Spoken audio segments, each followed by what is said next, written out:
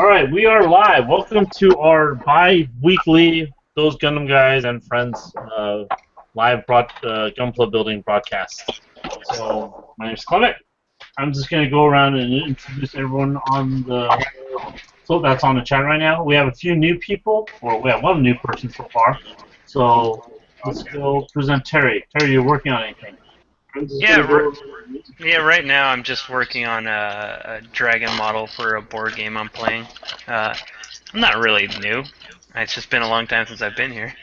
Well, I didn't say you were new. I'm just saying there's other new people here. I just got thrown off by you swinging over to me. But yeah, I'll be working on this most of the time. I'll probably get it done during the show. I'm just going to clean up all the horrible scenes that I know are going to be there.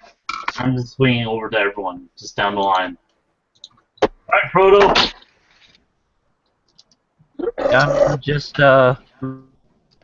removing this really shitty bird mode out of this stupid niche kit. I'll be just I started somewhat scratch building there and removing the remainder of the bird mode and filling gaps. Very cool. Let's go over to Mr. Wine. Mikhail? What up? I'm working on a MG Stein, and I'll be doing adding some panel lines, and right now I'm just getting some wires together because I'm going to solder an LED right for the head. That's what I'm doing right now. I've got some lines drawn here, so you can kind of see that's what I'm going to add. That's just a line. You're not going to out-of-box this?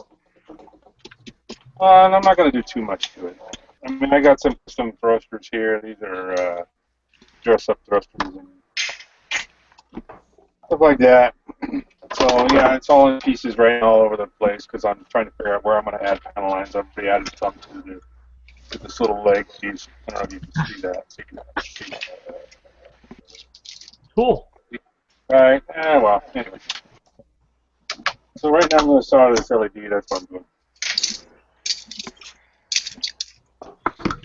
Once you start down the path of LEDs, you just can't stop.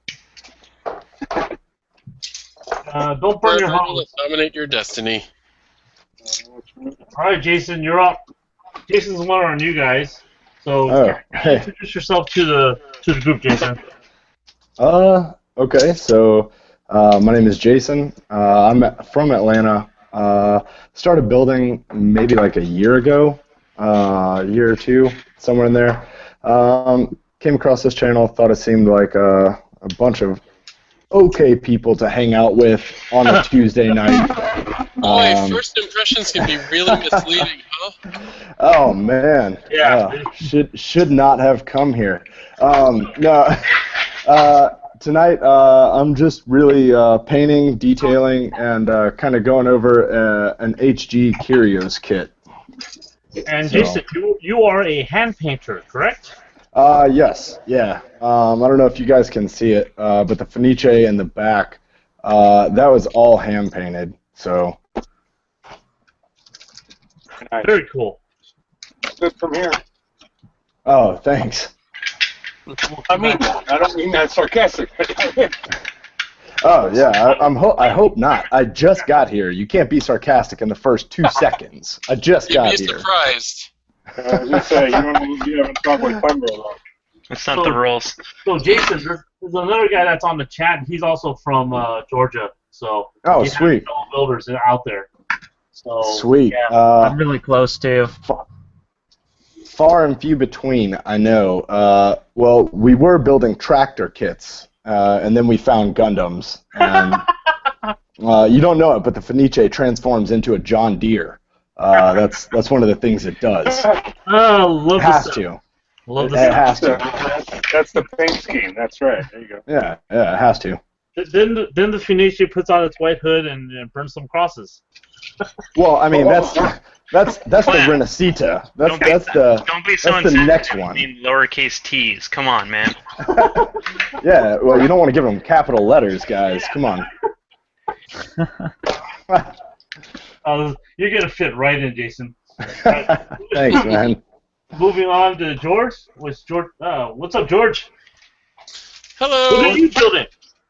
I'm still working on the Gelgoog, but I made some progress on the backpack, making like a Gelgoog marine backpack. It now attaches, and I was commanded to light the thrusters, so I'm going to light the thrusters. Ooh. Were you commanded or were you peer pressured into that? I don't know. And I got these here tubes that I'm going to turn into fuel tanks. Very cool. Yes. Just seriously the best. All right, and on to Freddy. Alright, so I'm still working on this Space Jahannam. Right now I'm just adding a bunch of details for it. Gonna try to finish that little Gatling gun I'm mounting on the arm. If you can see it there. Gatling guns rule. And also like a grappling hook on the other arm, so that's my goal for today. Cool. All right, and then we go to what I'm kind of working on. I have in bits and pieces this Yakushiki that I'm just gonna straight build. And right now, since I just snapped it originally, I've taken this thing apart and just kind of starting to sand all the nubs that I missed, or I didn't sand because I didn't do any nub work. But other than that, let me show you something that I recently finished since the last build. So hopefully this will work, and I will not fail miserably at this. But let's see here. I'm gonna take my camera off, and let's see if this will work. Don't drop it. Worst things have happened. So you can sort of see that, right? Yeah. Let me do it. There you go. Light source. Oh crap! I'll fall over. It's kind of heavy. Yeah. So, as I hopefully camera adjust, and I have this spinning thing, so I could kind of spin my kit around. It's not wanting to spin. Son of a bitch. So, anyways, what I did was I put an LED in the head here. So, it's a magnet switch. So if I push the head down without breaking it, it lights up. So now I have my, this lit up. But I also is that a purple LED? Yeah, that is a purple LED. Good catch there. Oh wow, man, that looks awesome. So it's the first time using purple LEDs for anything I have. I bought a bunch of different color LEDs, and first time using this purple. No, the purple definitely works. Like with the paint scheme, it makes it stick out. It looks good, man. Thanks. So what I did do is I fucked up on these decals here, and the decal over here. I put them one upside down, and you know what? Screw it. I'm done with this, and this is pretty much what the kit looks like. This is the Gatling gun I kind of kit bashed together, and yeah, that's kind of what I finished about a week and a half ago or so. So if you guys have anything that you guys have finished, it'd be great for you guys to show it off in our little chat. That way people can see stuff that we've actually been working on, and have that have actually some continuity to some of this stuff. What do you mean finish? I have 2 comments for this kit. Only one LED, huh? Shut up. No, there's. You know what? And that's a 5-point deduction for upside down symbols that the judges can't even read. Looks fine, Clam. There's actually jackass, because it's one for each eye. No So moving there. part. Okay, you got me. No moving Gatling gun. Nothing. Come on. Whoa, the Gatling gun doesn't move? Oh, points off. The LED erroneous at this point. Disqualified. But you know what? Yeah. You know what? The hangar bay that it's in, those doors open. Oh. Do they open in or out? Oh, shots fired. Oh. Which one? Which page was you talking about? All right, Terrence, take over. You have the con. Alrighty. So let's see. Who am I gonna bug? I think I'll bug George for a minute. Okay. Last time you were working on that like space guy kit, I haven't been gone for weeks. What's the project on that kit? Guy? Like the space jockey or something? I don't remember. It looked like a guy in a suit, like a mech suit, but the guy was pretty big. Was it a little man in a boat? Uh-oh. Looked like a weird tank thing. I'm probably confusing it with somebody. He hasn't seen one of those in years. What made you jump on the? You said you're working on the Gelgug. What made you jump on that one? I don't know. Well, I had been kind of toying with the idea of building a Gelgug, and got a few 2.0? different. Yeah, this one is the version 2. But I got a few different kits, and like last year I was working on the old 1980s 1/100 scale in the real type colors, and I was having a good time with that. But I think you're the only one that has a good time with those damn old kits. sometimes they're just frustrating, but yeah, I enjoy them. So yeah, it's like the 2.0. It's like they made the legs really big, like almost Dom big. Yeah, it's I think they overdid it a little bit, but overall I think that it's a really nice kit, and they kind of straightened out some of the the version 1.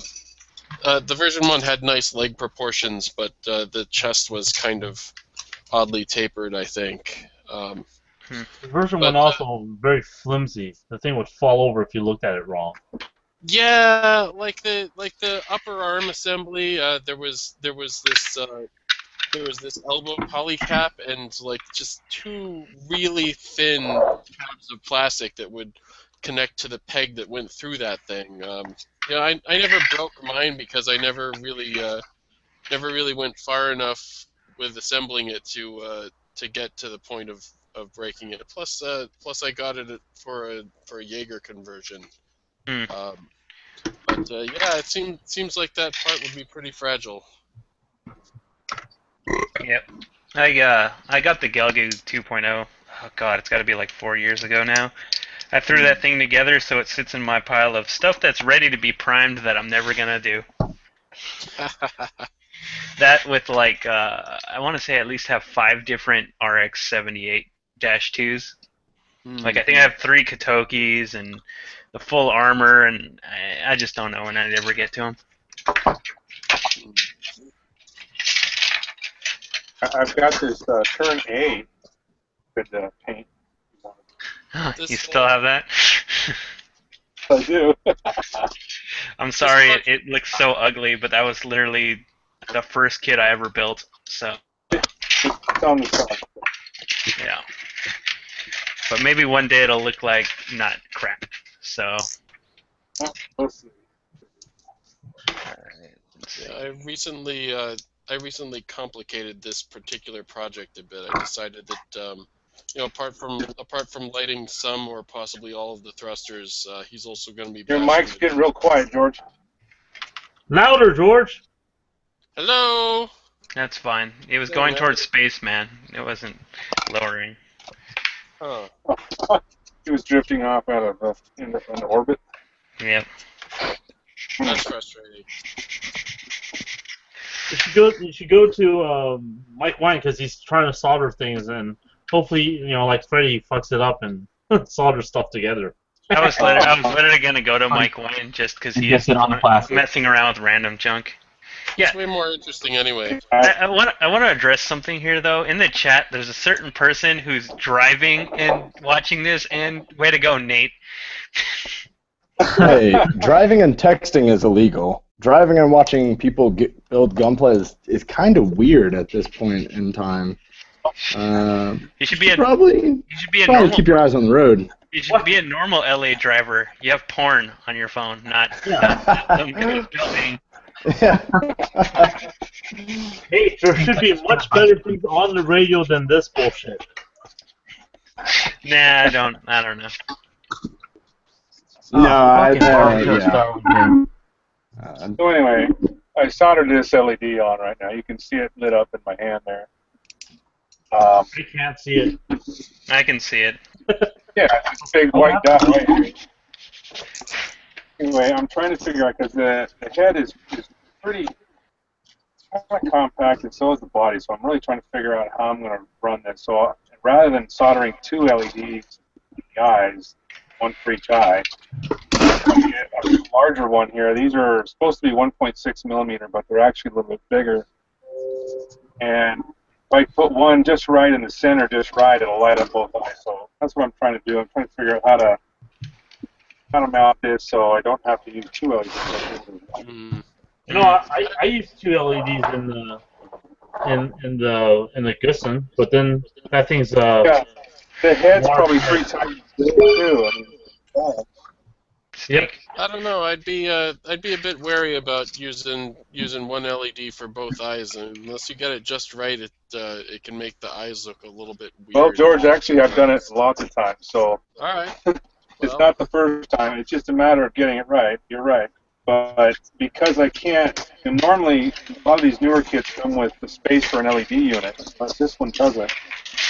So I've got to figure out how to run the wires and whether, just the way it goes together. They all piece together differently. This one's got a really funky glass piece. It's not, its eyes are separate, but the way it fits into the lower, basically lower the base. You could use fiber optics, Mike. Yeah, I don't have any that small though. I've got some fiber optic stuff, but it was a Gatling gun. Oh, what she said. The diameter is a little bit too big. Clem, you would know, but I have no idea what I'm talking but anyway, when I get tired of trying to figure that out, I'm going to go back to doing panel lines. I've done a little bit of dress up on these tanks here, put some material on them. You can see that. But I'm going to try a new paint technique to me anyway. It's by using this netting. You get a piece of I saw one of my Italian friends using this, and it's basically, I don't know if it's made for like a veil or something for a wedding gown or something like that. But you can buy it at Michael's or some fabric stores. Anyway, so I'm going to use that to create a paint effect on all of the blue parts, all of the accent parts. But primarily, I'm going to do this kit in black and grays. I don't like all the white. There's just too much white, so I'm going to do it predominantly black.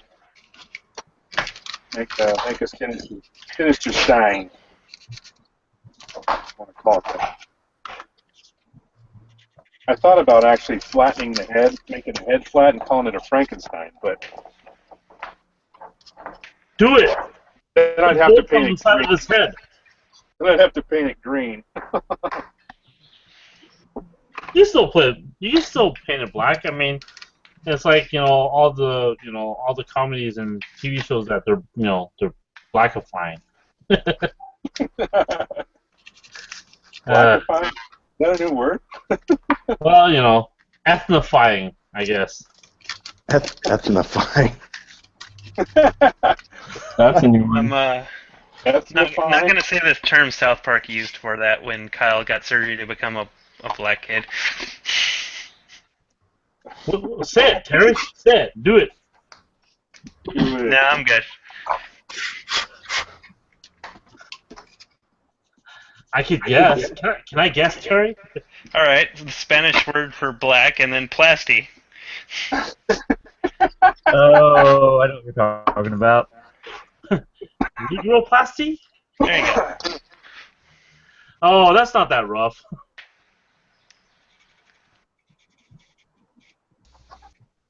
What was the dolphin plasty that he got? Oh, poor God, I don't know what it was called. And, And he was a dolphin. yeah, I think that episode would be more timely to come out now with everyone identifying with random stuff. I identify with a lawn chair. Hey, who's running this? Is George running this? Sure No, is. it's me. You want me to move it away from you, Mike? Oh, I'm just saying you don't have to, but I like watching you mess with wires because I'm just waiting for the eventual F-bomb. I'm actually pretty good at soldering wire. I didn't mean you messing up soldering. I meant something else. Oh, no. Well, we know you're Yeah. pretty good. That's why we're waiting for you to fuck up, so that, when you do fuck up, you scream bloody murder. It's part of my daily job, too, sometimes, so it's not like I don't do this all the time. Anyway, I might actually do some painting. Cars. I don't understand. Aren't you a mechanic? Yeah, we have to fix wires from time to time. I didn't know you fix the electrical systems. We do everything. We don't mess around. Yeah, I think they'd have to do a little bit of everything. Well, it's not like domestic shops. Domestic shops usually have guys that are. You got a guy who does brakes, and you got another guy that does tuning. Now, all the Japanese manufacturers, they're bumper to bumper. We do everything. You have to learn it all. Today's Car Talk has been brought to you by Mike Wine. Mike's turning Japanese. You really think so? I think so. Dun, dun, dun, dun, dun, dun. Alright, I'm gonna move it over to Freddy, because I see progress being made. Alright, have the housing set up for this thing. I'm just We going to should put be that in calling here. Pretty Angel, because Angel's not here. And Mark he's II. Mark II. I'm Mark II. So I'm just waiting for this to dry so I can add the back section here and then sand it all down and get it smooth. Ah, Working on the grappling hook next. and is this a kit back? What was it? I missed when you said what it was. Oh, it's Space Johannum. I already finished extending the arms and legs and the chest.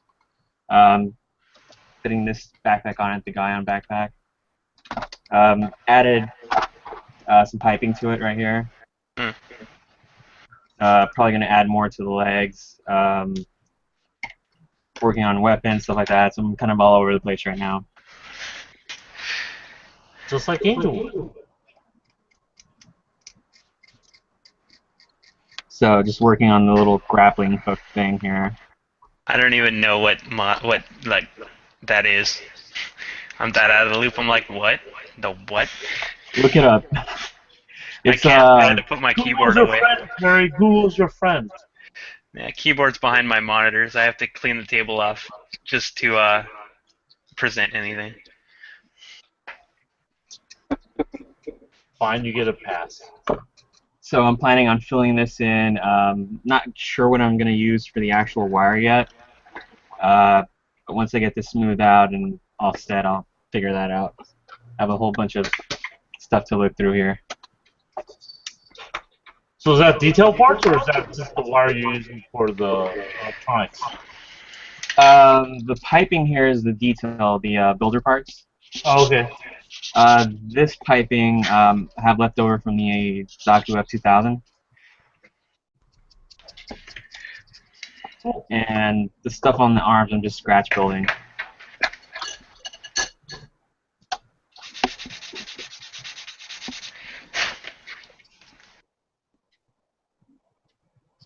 Alright, let's see. Jason, are you putting on water slide right now, or are you surface prepping or water slide? I couldn't tell. I saw a Q-tip for a second. No, that's paintbrush and razor blade. Just in case you guys get really boring, I'm gonna spice it up. Just kidding. Just kidding. Down the street, not across the road. Bingo. No, yeah, I'm just hand painting a few little parts here and there. So Snake. So you use a Q-tip? No. I put all my paint on with a razor blade. No, I have a paintbrush. Oh, No, I feel I'm like, that good. I do everything with a Q-tip. doesn't And feel like this person's a pro. I gotta yeah, watch no, this.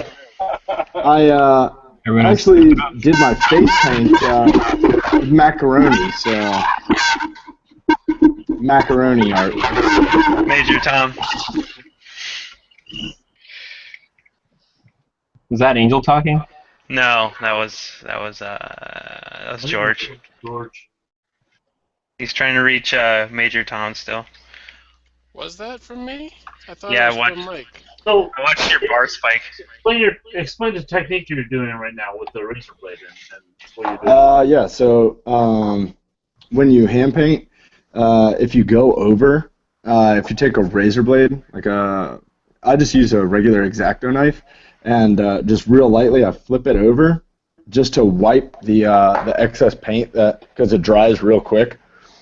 So I just use it to like kind of clean up the lines if you go over a little bit, because we're humans and our hands shake a little bit. I'm not a brain surgeon, okay? I'm a salesperson. I don't.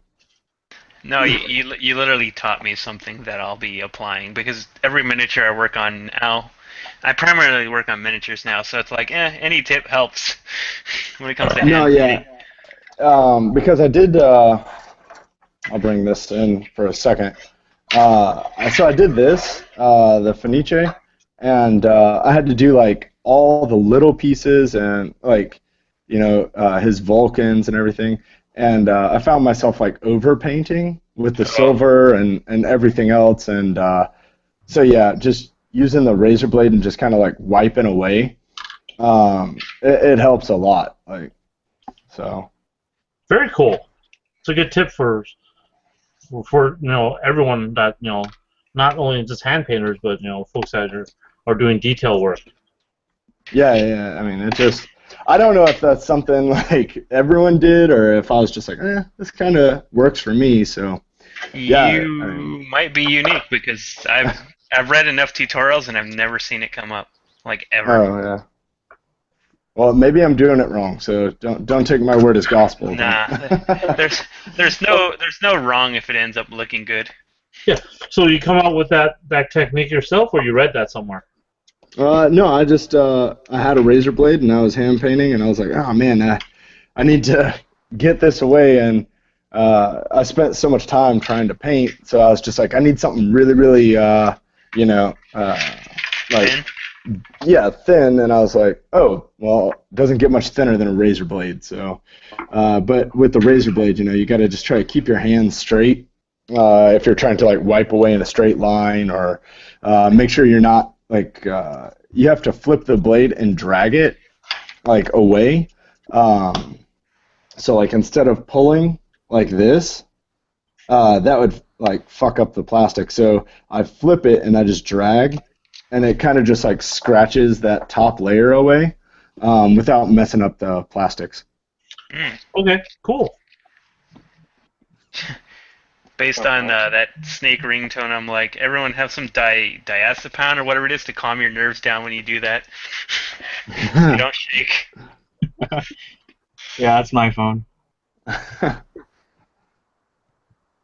the problem when it comes to hand painting. Like, I do tons of it, and I've got to literally like calm down for a while before I start, because it's like, oh great, start over. Though one of the best paint jobs I ever did, I was really hammered at a build gathering. I'm like, I'm just gonna do it anyways because I don't care. Next morning I woke up and it was actually good. I'm like, huh. Well, like I was saying before the chat, in the Fenice, I think I put, like, from opening the box to actually like putting it on the stand, just like a little over 40 hours. Oh god. And it's a high grade. So when I go to the store, people are like, "Oh, why don't you get a master grade? Like, you've bought so many." And I'm like, if you knew how much time I put into high grades, like, master grade. Don't do that to yourself. Yeah, my girlfriend would leave me. I would have to quit my job. Like, it would just be bad. So, I'm like, yeah, I'll just stick with high grades for now. So, yeah, it's hand painting is harder, I think. But in the long run, like I can look at it and just be like, all right, like I can step back for a second, and then someone that doesn't know anything about it, aka my girlfriend, will look at it and be like, that's so nice. What did you do? I don't know what you did. And I'm like, oh, like for instance, the face on the curios here, like I hand painted all of it. And I don't know if you guys have ever built one, but the curios sucks. Yeah. It sucks. So this was kind of like a challenge to myself to see if like I can make it look decent. So I did the eyes and the face and everything, and I showed her after, and I was so excited. And I was like, oh my gosh. She was like, you were over there for an hour and a half. What did you do? I was like, the face. She was like, that's awesome. Now let's go to dinner. And I'm like, but you don't look at the face. Yeah. So, yeah. I worked on a 1/100, and that face is still a nightmare in a bigger size. Oh, it's not fun. And the Fenice, I had to do the eyes 2 different colors. Yeah, it's not fun to try to like get it right, and then no one even sees the eyes. It's but you're proud of it. So. Yeah. I have miniatures that are SD characters, so it's like, hey, draw anime eyes as I sit there shaking for like 20 minutes, like, get it right, or start all over. It's like a pain. Yeah. And then when people look at it, they're just like, that looks cool. And you're like, no, you better appreciate it. Did Appreciate those damn eyes. That's why I just paint them all the same color and call it a visor. Back in the old days where a sticker would be moderately okay until you would go out into the wide world and like, nope, peel the sticker off. Well, yeah, that's kind of like what drove me to hand paint in the first place. Like, I was tired of putting stickers on crooked, and then my Gundam looks like slightly retarded. Yeah. You pretty much gotta put stickers on with a knife, so you might as well paint. Yeah. So I was like, all right, whatever. Like, fuck this. I have a full armor unicorn that has a beautifully painted pilot, but you'll never see him. But I know he's painted. Exactly. He's in there. Yeah, he's me in too. there. Damn it. And in every kit I've ever done, where I seal the cockpit, so you can't see that he is perfectly painted. Yeah. No, yeah, I left a message on someone's Instagram today, and they were doing like a back piece to their Gunpla, and they're like, I spent so much time, and no one will ever see it. And I was like, that's right. Like, I'm sorry, but you're right. No one's ever gonna see it. But when you look at it, you're like, it's complete now. Like, now I can die peacefully knowing that I painted my Gundam's ass. The joy is secretly there, but only for you. Yeah, exactly. It's like, oh, I got the rank of my pilot correct on there. I painted it on, and his visor is clear, and it's like, oh, the cockpit doesn't open because if you open the cockpit, it'll tear all the paint away. Yeah. Where is he? Don't worry about it. He's there, damn it.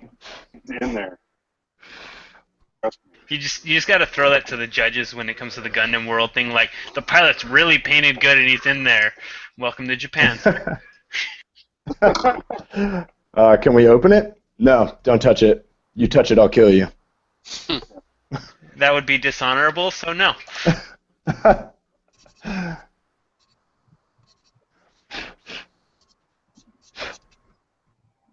My dogs are picking a fight in this room, so let's see, who am I switching it to? Switching over to Proto. So I didn't hear what your kit originally is. I'm just gonna guess looking at it. Is it a Fenice? Which one? Oh, his? Yeah, Proto. The Renashita. Oh, yeah. Yeah, I was gonna ask you about that one. I'm having PTSD. Did you switch over to Proto? There we go. Oh, I did? Oh, I thought I did. Really? Dogs, get the hell out of the room. I'm trying to remove the bird mode because it's garbage in this deck because like it prevents the hands from moving, and I was like, fuck this shit. So like I tried to fill the gap with the original pieces, and then I filled it up, and then I removed the remainder of that and filled that gap. And then I'm working on the backpack and filling the remainder of the gaps from that stupid bird mode because it looks like garbage. Most flight modes look like garbage. Yeah. Yeah. Does anybody even use the flight modes? Children. Nope. Children. Negative Children growth, right? and people And who somebody usually that wants snap to- build. Paint it that way. Yeah, I actually removed the Curios's flight mode and put on 2 thrusters. Well, the flight mode for the Curios makes it so it can't Yeah. really even stand in normal It mode. was just like I have it somewhere, and it just looked ridiculous. Like, and then yeah, it's right here, and like it just looks ridiculous off the back. Like, Let me switch it over so I can see that piece. Oh, that stupid jet. yeah. So then I just took it off and put those on, and again, people don't even notice, but I know. It's so floppy, and it's garbage. Yeah, Like I didn't. The 100 that I had wasn't even a master grade or a high grade, and it's worse. It's worse on that case. You talking about a first grade? Yeah, I Yeah. think that's what that it thing was. It was a long time ago. It's like a static figure almost. Yep. And because of the transformation, its legs don't hold it right. Jason, what paint do you use when you paint yours? Because I hand paint too. Man, so living in Georgia, I used to live in North Georgia, so like I didn't really have access to like hobby towns unless I wanted to drive like a good way. So I just got like tester's paint from Michaels for a little bit, and I use Model Master now for like different things, like for the brass and gold and silver and stuff. I use no. Model Master. No Vallejo or Games Workshop stuff. No, I've seen people use Games Workshop and Tamiya and stuff like that, but That's like what I don't know. use. When I go in the shop, I look for certain colors. So I'm like, all right, I'm painting thrusters. So, I look at Tamiya and I'm like, oh, I see a few things, but then I go to the Model Masters and they have brass, and I'm like, let's use brass. Like that's gonna make it stand out a little bit. So I definitely want mine to stick out. So I choose colors that people don't typically choose, I guess. But I mean, I haven't had a problem with it yet. But I haven't been in any competitions, so. Yeah, I use Tamiya. I'm in Alabama because it's easy for me to get over here. And that, and I also order online as well too. I order my paints through my Gundam supplier. Well, I mean, I live now like right next to a hobby town, and I mean they have Tamiya paint, but Model Master is right next to it, and I just really go off like the color, like which color I think would benefit me more, and it's not good, and I just get them as I need them. But you spend so much money doing it that way. Yep. Yeah. Are you talking about Tamiya acrylics at this point? Yeah. I mean, they have That's those. what I usually get. Yeah, they have those like right next to the Model Masters, but. It's just Tamiya's cheaper for me. Is it? Yeah, it's cheaper here. I have like 4 model shops that are within like not even 10, 15 minutes from my house, so I can go there on my way either from work or home. So here's my question with Tamiya paints. Has anybody used their spray cans? Yep. Yes. What is the consensus there? Garbo. Expensive Garbo. This right here. No, to me, the case spray cans are really nice. I mean, it paints Yeah. really thin in comparison to, I think, Model Masters. I think that stuff is a little too thick. It's way too thick. I've used it before, Clem. It's super thick, and then it like even if you try to do a light coat on there, it'll come out way too thick, and then you gotta sand most of it off. Yeah, so the stuff I mean, when I still spray paint every so often. I'll use the Tamiya stuff. You know, it's really nice stuff for me. Do It's you just think gonna, that? it's just gonna cover a cost you huge a mint. If let's say you're just using a spray can to prime. God, what's the brand I'm thinking of? Rust-Oleum. Army, no, Tridon? like if you're just priming, there's a company called Army Painter, I think, and they Yeah. put out stuff and their prime's pretty good. To me, I've just had bad results with, mainly due to because you're trying to not like over spray with it, and then you realize you're out of a can. So Yeah. so it's like, oh, I gotta fork out more. Like, oh, you're not gonna get the same. You pretty much have to go 2 cans because usually you run into the smaller ones more than the medium-sized ones, if anything. Yeah.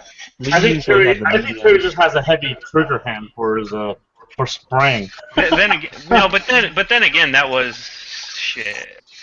9 years, 9 years ago, the last time I used it. So who knows? Have you tried using the Fine? Because the Fine works really well for me. That I haven't. I ever since I got an airbrush, if I'm going to do any spray-based things, I'll use that. When it comes to primer, I just get whatever primer. When it comes to miniatures, anyways, because I don't want to use Mr. Primer on like miniatures. It kind of seems a waste to use something that good on really small stuff. Yeah, I don't blame you on that. I mean, sometimes I use Citadels when I'm priming miniatures. Yeah. The only complaint I have when it comes to Citadel or Games Workshop stuff is like Tamiya. They end up start costing a lot. Like Oh, yeah. the same can of Tamiya, not Tamiya, Citadel primer you can get for like $3 at like a Home Depot if you know the alternate make kind of thing. Instead of like I Oh, think they're yeah. last time I used them, I think they were like $9 or $10 for a can when it comes to Citadel because they know what they got. It's too bad Matt's not on tonight because he's the guy that really experiments with different stuff, different like primers stuff, and he uses I think Rust-Oleum and Krylon Yeah, for priming, and he loves the stuff. So but he's also priming rather large pieces. You know, big chunks of tips. yeah, as that's what I was opposed to- saying earlier. Was like the only time I ever use an aerosol can is if I need to cover a large area anymore. Yeah. Since, of course, since like what Terry said, as soon as you get an airbrush, kind of like, well, Yeah, I'm not using that anymore. You know? the only reason you go back to cans is I don't want to set up my airbrush or I don't want to plug it in. Like if that's an Once issue. it's a big area, you just want to shoot it. Like for me, it's literally where's my airbrush? Oh, it's at Clem's. I'll go get a spray can. So did you right for leaving your shit here? Yours is the only house I paint at though, so it kind of makes sense. It's your own now, though. You paint in there. What now? You said you have your own house now. You paint in there. It's not really a setup for that. Do it. Set it up. I've lived here like 5 months now, Mike. Oh, It's still not. My stuff's still not unpacked. All right. that's plenty of time. Do it, hurry up. I probably Do will. it now. 'Cause, here, I'll present myself because I probably need to get my airbrush set up because the model I'm building, this is just his torso. So in comparison, he's about a high grade size, so I can't really hand paint this model. That's kind of creepy, man. Yeah, that's the point. This is a model where I was originally because it has a heart here that glows. Well, it glows in the lore of this thing, and I was like, I'll make a clear cast and put an LED in it. But then the problem is, it's such a giant piece and it's solid right here. And I don't want to cut that out to try to do that. So You can do it. Do it. Oh, man. but the problem is, Clem, if I screw it up, it's effed, and I'm not gonna pay retail for this thing because I got it on a deal due to Kickstarter. But I think it was like $100 some if I went retail. I'm not doing that. So You can't screw it up. It's plastic. You just rebuild it. But we don't want to. But we don't want to spend a lot of money. Here we go. I threw it on Mike. I want to get back to the building. Yeah, George, so want to take moderating? what I've done here, and I don't know if you can see this, is I'm working on, this is the front of the face. Let's see if it'll focus. Yay, a blur. I know, there it goes. Focusing on your hand. Yeah. So anyway, what I'm doing is I drilled some, I took my Dremel and I've ground out a few areas for the wires to go through the head here and come out the bottom. So if I put this piece on, which is the internals of this is the frame if you want the wires ready to work. Right? Now the wires will go straight out the back and come out through the bottom there, where they won't be seen. So now I just got to figure out where to route them in the body, and then figure out where I'm going to put a battery. Another challenge to figure out how I'm going to hide that. So Cavity. not really. If you look at the, I mean, unless I could take the cockpit out, I guess. Yeah, hollow it out. This is a giant area in here. If I didn't have this in there, so I may have used that. That did cross my mind once. Well, maybe I could just take the cockpit out, but I don't know. I have to leave. I guess I have to leave part of it in because it has some pins here for the front piece to build on, so it has some structures on top of it. Yeah, that would be a good place to put it, I guess. I could use the cockpit hatch as an access point for like a reed switch or something like that. Just something I've done in the past. Hey, Mike, let me jump in for a second. I'm going to push it over. Yeah, go for it.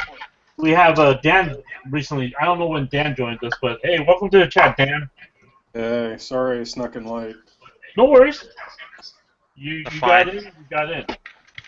So what are you working on, Dan? I'm working on a couple different things right now. I have a Liger that I'm disassembling to get ready for cleaning. I have a grade XCR, which is out of paint, and I'm going to start decaling it. And I also have sort of a kit bash. I got a bunch of kits from a fella. I got to figure out what to do with them. Cool. You can take him out to the Arizona desert and shoot him with a gun. It's a bit of a drive for me. All right, the closest desert. That's still a bit of a drive. Still a bit of a drive for him. Damn. East Coasters. I don't know what deserts are. All right, some of us were born on the right coast. The right coast?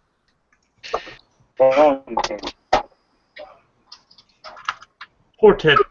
No, he's right. It's the right coast. If you look on the map, it's on the right. There you go.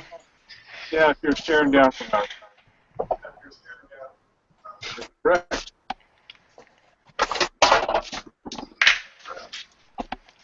Oh, shit. So Dan also there's a contest going on, right? Yes, there is. We just announced it this morning. The feedback's been a little mixed, so we may revise it, but the basic premise is it's a contest partnered with modelgrade.net. You buy a kit through them at a discount price. It's either the HG Gusan or the HG Mark II Gundam, the Titans version. Each kit has its own separate contest. You do your build, you submit it within 60 days, and you know the prize pool that we're doing is based on the number of kits that are purchased. So you know, it could be a little bit, could be a lot, depends on the participant level. But yeah, it's a 60-day turnaround.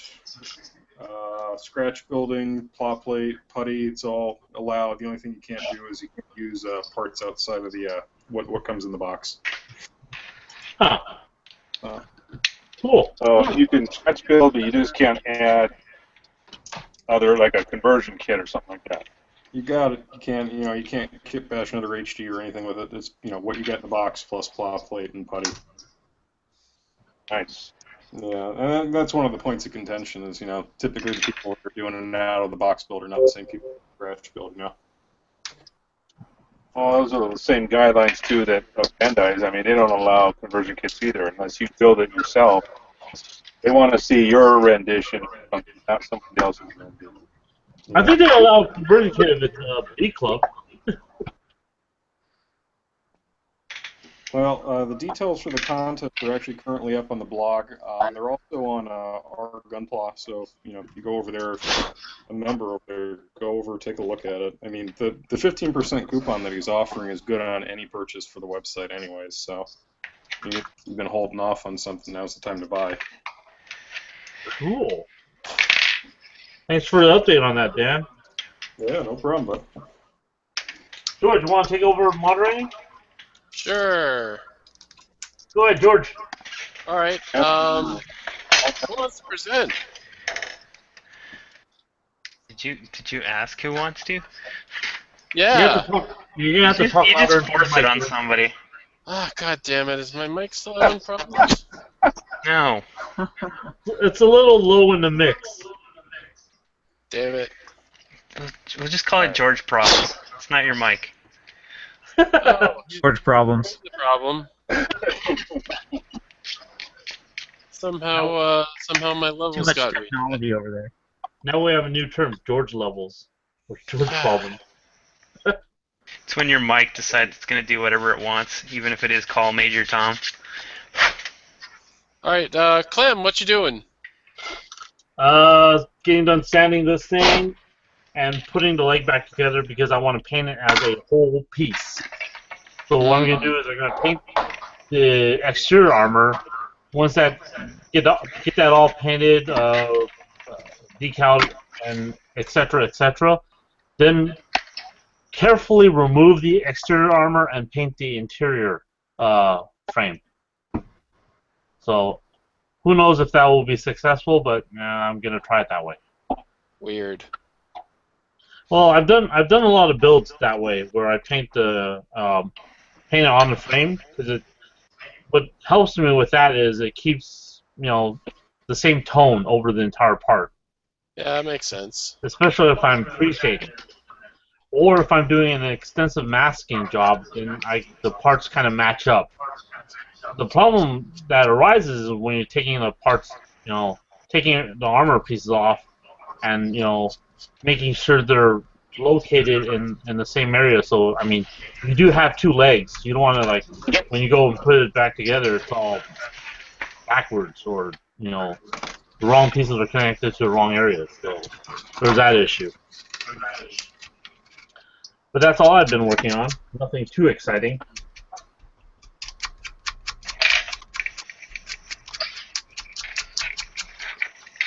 I was like, the Hyaku doesn't have enough spots for 1 million LEDs, though, so what are you going to do?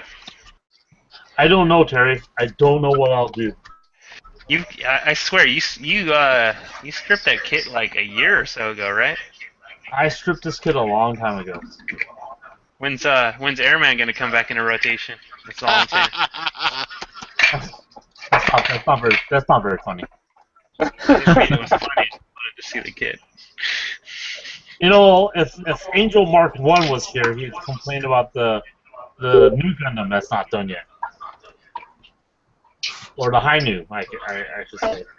Oh, I thought he'd complain to me about the O kit that I have that isn't done after, what, 4 or 5 years now? Weren't you guys supposed to compete on finishing who finished that first? Yeah, we both finished the pre-build, and then I didn't keep going, and he did. Sounds like a personal problem. Yeah, you know how it is with Gundam building. I get inspired, I either finish it, or I stop and it's done, and it never gets done. So another thing I did for this is, while I snapped it together and was in a box and moving it around, the striped antenna broke off of it. So you look at this, I kind of added a little piece of plastic to that antenna you see that this was old peg, and there's a light rod connected to it because the fucking thing broke apart somehow. So what I did was took a small drill bit. I basically measured out the diameter of this. This is a plastic, just a plastic rod. Did that happen? What was that, Mike? Clem. I said, was that a result of stripping it, or is it just because it was a fragile piece? I'm guessing it's probably a fragile piece, and I wasn't very careful when I put it in a box, and it just probably just snapped. Oh. So, Because I thought, I was going to say the thermal power usually doesn't make the pieces brittle, right? no, it doesn't. I mean, this stuff's pretty. I'm sure if I kind of flex this, it won't break on me. But famous last words. Just like it just needs a little finesse. Famous. Shut last up, Henry. So, anyways, after finessing with this, I glued on I drilled a hole into where the break point was here. So if you can see where the break point is, I drilled a hole there with just a drill bit, and I glued in just the excess piece of styrene. Once that was glued in, let it sit, chopped it off, and sanded it down. And now it looks like I actually extended his antenna piece for his head. So let me put this together.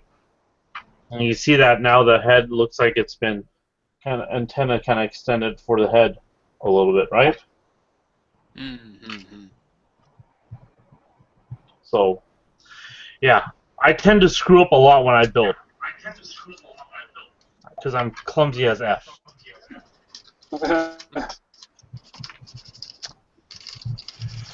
Well, that's really a habit you ought to break, Clem. I mean, I certainly don't make any kind of the mistakes like that anymore. I don't know what your problem is. Exactly. He said break. It's a habit you gotta break. Get it? No, I never make a mistake. Ever. Exactly. No, never. Yeah, That's not why I learned how to use a razor blade to trim paint. Or when I mess something up real bad, just say, yeah, that's battle damage. Don't worry about it. It came that way. Always battle damage. Yeah, of course. I mean, it goes back to that stupid Gus and I just finished. I put on the goddamn decals upside down. That still works for me. It's like those Jeeps you see. Just say it's like that. They're like, oh, what does that say? It's upside down. Well, if this Gundam is flipped upside down, if you can read this, get help. Exactly. That's what it says. Except in Clem, Clem's case, it's a logo nobody can read. I need an opinion. Look at my screen. Oh, well, hold on. don't- Just to tell you to everyone. So Alright. I'm thinking I want to light this eyes up. Should I put the piece together and cast it in clear, or should I take it apart and cast both halves? The eyes are these small things. What I'm thinking is if I cast the piece in clear, mask the eyes, and then prime over the rest of it, that I could at least make the eyes glow through the clear resin, and the rest would be covered up by paint. Can't you just draw out the eyes and put in LEDs? Yeah, probably. I mean, I'm afraid hollow. of effing it up. But yeah, it's hollow. They're hollow. Yeah, it would make sense for me to draw out the eyes and just put LEDs in the eyes. Okay. Alright, I'll go with that. It's a cheaper and faster, albeit more destructive way to go about that. Yeah, but it's not that hard.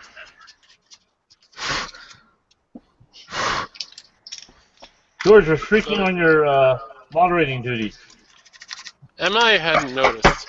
So are you thinking, going back to the clear casting thing? Were you deciding between casting the whole head as a solid piece versus casting the halves and assembling them? Yeah, because pretty much the whole torso, it's hollow.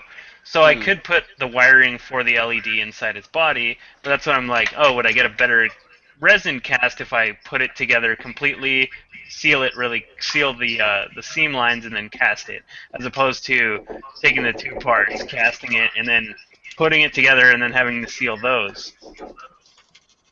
Hmm. And with Clem's idea, yeah, I can drill the eyes out. Only slightly paranoid to fuck up. That's all.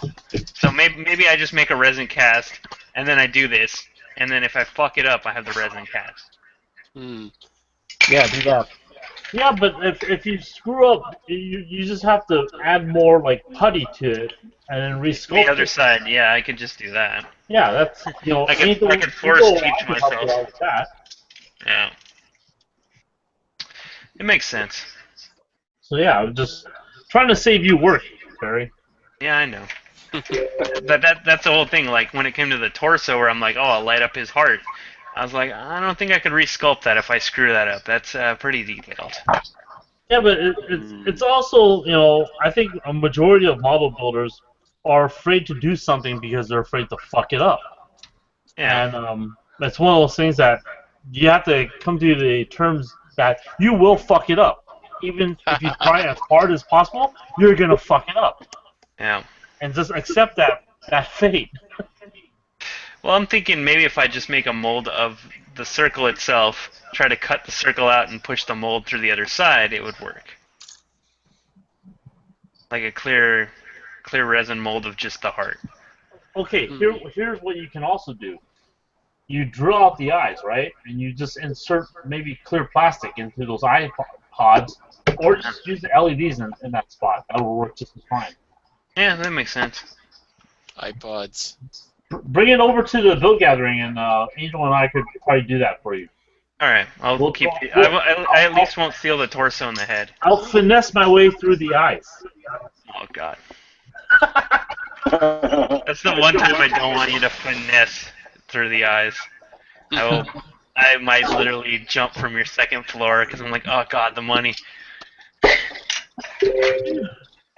You won't kill yourself. I didn't say I was gonna kill myself. I said I'll throw myself. It means I'll just get hurt. So dramatic. Never going to the kill myself when I have that trip later in the year where I'm like all the things, have to buy everything. Mike, what's up? I'm still working on the wire routing, basically, from my rough wires. When I modify the cockpit, is got to leave some of it in there for the structural part of it, but I already got the holes drilled here. I've got basically the guts of the head. I figured out where I'm going to run the wires there for the run it down through the base, the shoulders here. Or I still out of focus. The hell is my camera out of focus? Oh, okay. Yeah, I was wondering that myself. I know. Earlier I was focused, like now it's focused up here and it won't change. All right. So anyway, I'll just move it up here. So I drilled two little holes in the back there. That's where the wires will run down through behind the neck, and then they'll come in through the body here. And I'm going to take out some of the cockpit here so I can put a reed switch and a battery and all that other stuff. So I'm just kind of figuring out where everything's got to go. This piece obviously has to attach to the front, so I got to leave some of that part inside attach. And I got to have access through the cockpit door here, where I could pop a magnet onto my reed. So I'm probably going to mount the reed switch right on top of, or right behind this piece here. So, hell, figure out why my camera will not autofocus like it should. Come on, come down here. Alright. Pretty bad self-loading. Alright guys, I don't know why it's not focused. It should. Anyway. So that's what I'm doing. I'm just sort of figuring out how much material I got to take off of this, and then I can open up this cavity in the middle of the body and use that as my power supply location and all of it. That's where I'm at. So then you're doing the rest of the psycho frame. Say again? So then you're doing the rest of the psycho frame. Well, I'm going to add some panel lines because some of it's kind of boring. Some of it's pretty good. The little here, I drew this one in. Let's bring it up. You see that? I drew that in because that's where I'm going to run my line at. Oh, now it focuses on the table below me. What the hell? So now I'll move it down here. There, now you can see the panel line. This is what it looked like before. And I've already marked, I've actually put little, I used a sharp scribe just with a point, measured my mark, and I've actually put dots where the lines will be. So just a matter of connecting the dots. I'll use some Dymo tape and and scribe my panel lines. I've already done a few panel lines here on these little leg pieces. Right. He's right. Let's see. I don't know if you can see that or not. Kind of like right here. Hard to see, but because everything's white. That's what I don't like about this. Probably the main thing I don't like about this kit. All white. What's wrong with being white? It's privilege. Yeah. But I'm going to paint it predominantly black.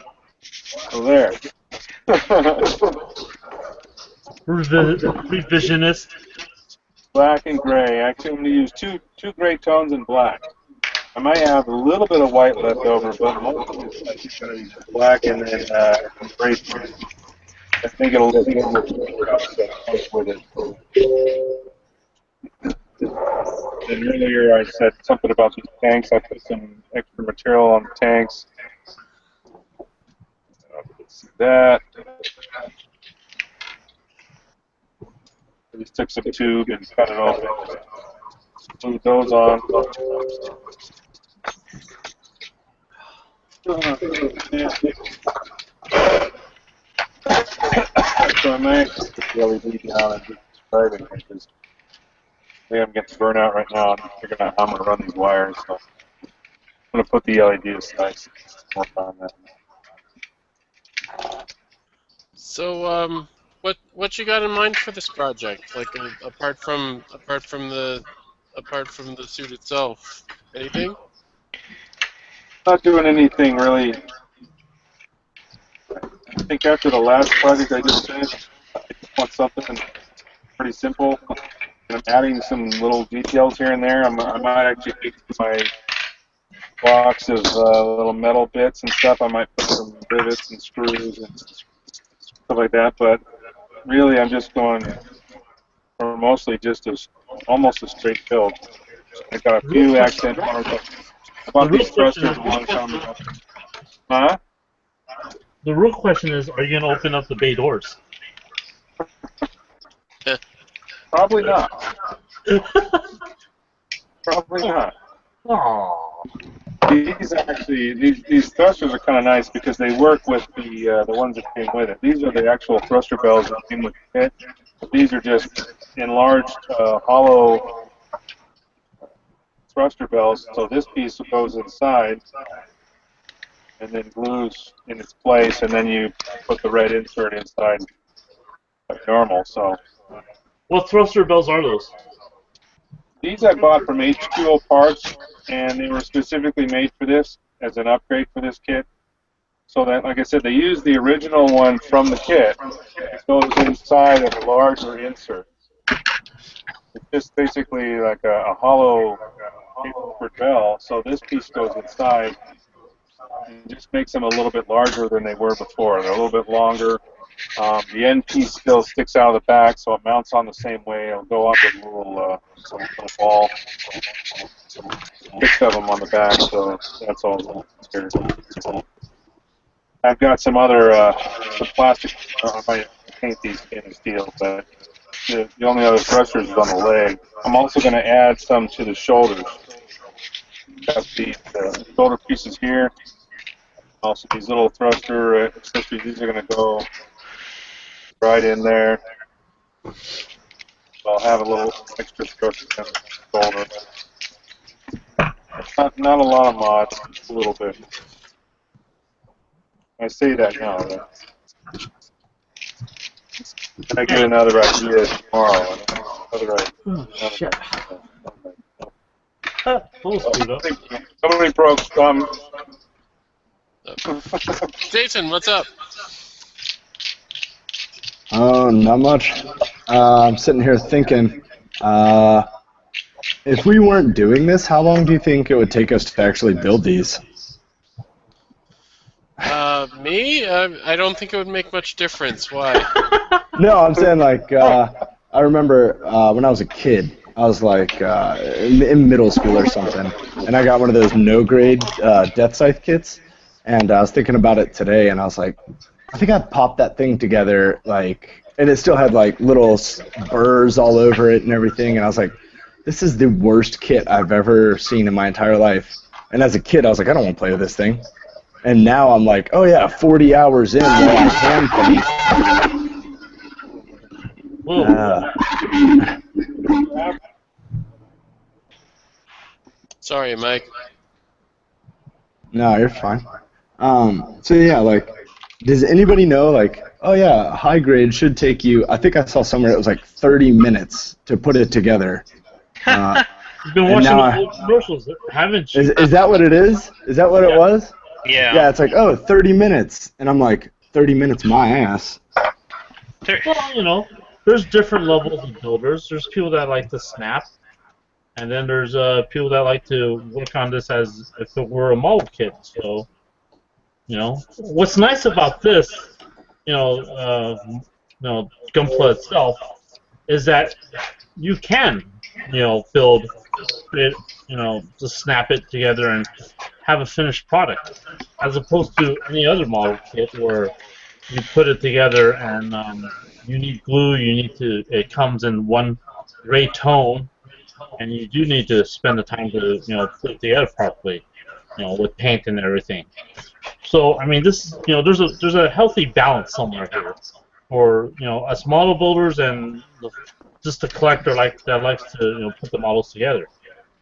So, there's always, the wars between, the snappers versus, model builders, and, and it makes me laugh at this point. You're all spending you're all giving the same amount of money to Bandai anyways. So who cares how you want to put it together, right? Oh, no. I mean, I understand, like, since I was a kid, I've drawn, painted, done certain things, and this is like a new artistic outlet. So I'm like, all right, like, I get that. But then, like, I look at it and I'm like, man, I could not, like, I couldn't do it just regular. Like, oh yeah, snapped it together, I'm done. Like, it took me 30 minutes. I don't think I could do that. What do you guys think? When there's a build gathering, I do it all the time. Yeah, but then do you take that one back home? Do you finish it later, or you just like, it's kits gone? that he never gets done. Yeah, it goes in the file. I'm going to interrupt you, Jason, to go to the other Jason we have. That's fine. I think he finally got on the chat, probably with the help of Chris Flea that's now on the chat. Jason, welcome to the chat. Who keeps muting my microphone? I muted it this time because you were doing the crazy alien voice thing. Sorry about that. That's why I apologize. What? Sorry, Mike. I didn't hear anything. Yeah, you never hear it on your end when it's coming from you. Okay.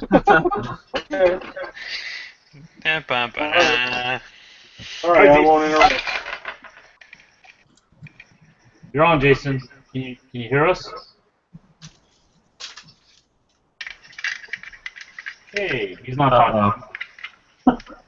That's not good. No, we're just gonna make up stuff. It looks like he's crashing or kid bashing a bunch of stuff. He has a rifle there, and it looks like is that Hobby his knife. Looks like a hobby knife and drill bits, A scribe there also. There looks like some tape. light curing cement. some tape, a jar, Some Guys, cement. Give me a cement. I'm going to take a shot in the dark. I think he might be working on some kind of model kit. Can you hear me, Clem? We're gonna get banned for YouTube because of this guy. You know, he has a BMC scriber, which is kind of nice. Yeah. Clem. I got a few of those. Never needed to describe a BMC. Can you hear me now? Yeah. Yeah. Yay. All right, go for it, Jason. Just introduce yourself to the group because you're new to the chat as well. We have 2 new Jasons. Boom. It's taking over. Yeah.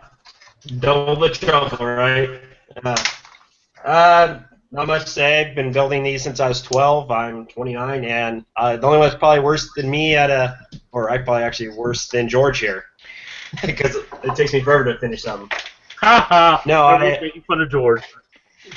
No, I got a new computer. Come to find out, I couldn't get the plugin to download because I have a different version of freaking Google. I have the 64 byte instead of the 32. I've been looking for a way to troubleshoot it, so I just switched over to Chrome, and it went right in. Because I've been using this Google Edge.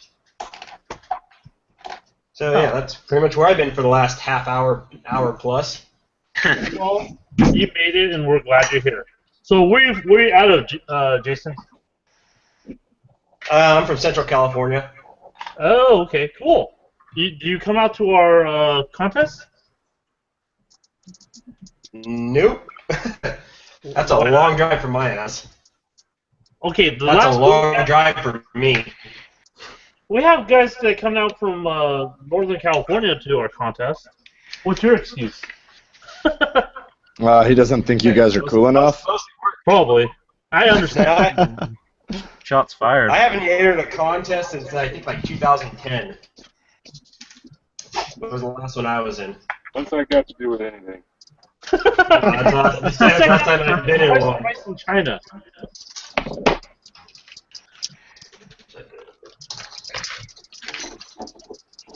Now, I think Jason's been on our chat at least for the broadcast for a while, so he's just finally joining up, right, Jason? Yeah, I've been popping in and out comments as I was trying to solve this, getting frustrated. Just To creeping. be honest. Creeping. Pretty much. I like that model you got. Hey, there's nothing wrong with that as long as you don't get caught. That's a pretty looking model you got there. Got a pretty Get in there nice and deep like with that brush, son. They put the primer on the skin before it gets the hose. He's fingering his navel. Dodgeball. And you're nice and deep, boy. Get all in there. Oh, God. Well, Jason, welcome to the chat, and I'll hand this back over to George to continue moderating. George, you have the con.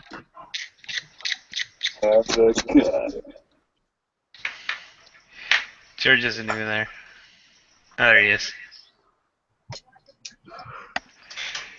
Unless he... Did he mute himself? Hmm? No, he's not muted. I Oh. see his mouth moving, but like. Oh, sorry about that. There he goes. I was using the Dremel. Hey, I muted my mic. somebody muted me. Oh, what the hell? I just don't like you very much. Okay, Freddy, what's up? Still working on the arms. Hurry up, Freddy. We want something finished. I'm almost done. Where'd I put that pipe? Okay, still need to drill out a little bit, but basically the pipe's going to be coming out from here. I'm going to have a longer one. I just don't know what I'm going to use for yet, and I'm going to try to build some hook thing to it. So which kit is this? I wasn't paying attention before. This is the Space Jahannam. Oh, right. Really heavily modified.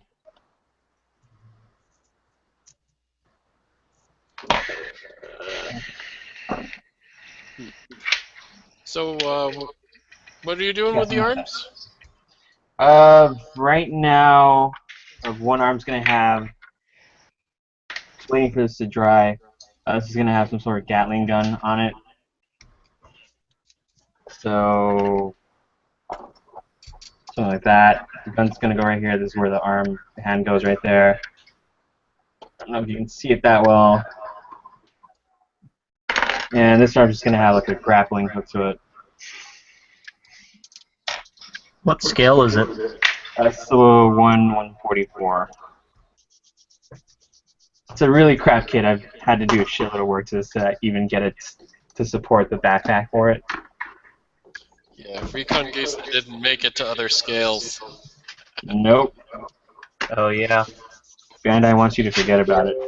Yeah, did that series even do well? Like, No. You know, seems like probably not. It was yeah. really confusing. There was like one or two good kids out of the line, and then everything else was garbage.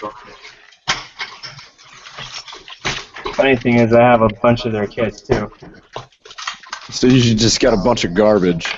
Well, they were Yeah. cheap garbage. They were like $2 to $4 each, so They're $2. cheap because nobody wants them now. exactly. So they're spare parts now. Are there any good spare parts from them though? This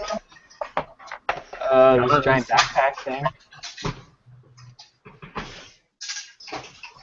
You'd be better off buying a McDouble.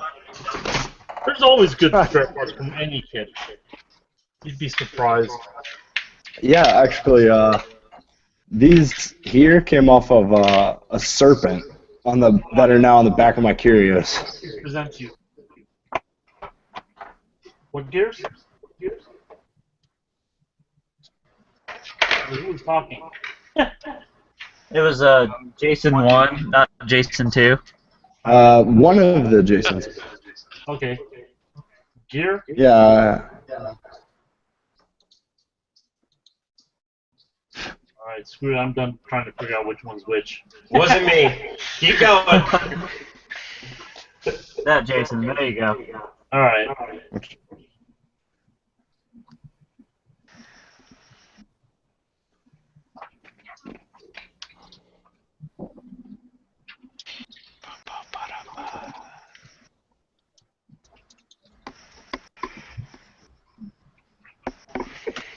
So, Chris is asking for chat moderation. I don't think you can join. I think we're full up.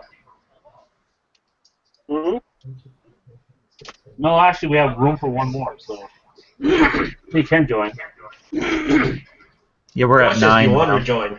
I'm gonna take moderation back because George is talking too softly. Yeah, George, go back to working on your whatever the hell it is. Yellow group. Yeah, that's what you're working on. Yeah, thank you. I'd like to get the hang of this moderation thing, but I'm not there yet. Nah, don't worry about it, George. I mean, it's your first time trying it, so I'd like to actually force everyone to do it so that they have a kind of a feel for this moderation stuff, and it kind of forces you to kind of talk to people, and What are you trying to say, Clem? no, it's for everyone, not you. Back to the comment earlier about how long does it take. Do you guys remember those "What's Your Level" commercials from the 90s? Yeah, of that's what course. you're referring to. That's a reference we were referring to. Yeah. I was wondering how many guys actually remembered that. Yeah, I can remember garbage like that, but ask me something about last week, I have no idea. Oh, that's why it always works. Yeah, Yeah, well, no, I that's like- remember somewhere it was like, high grade, 30 minutes. I was like, kind of genius child.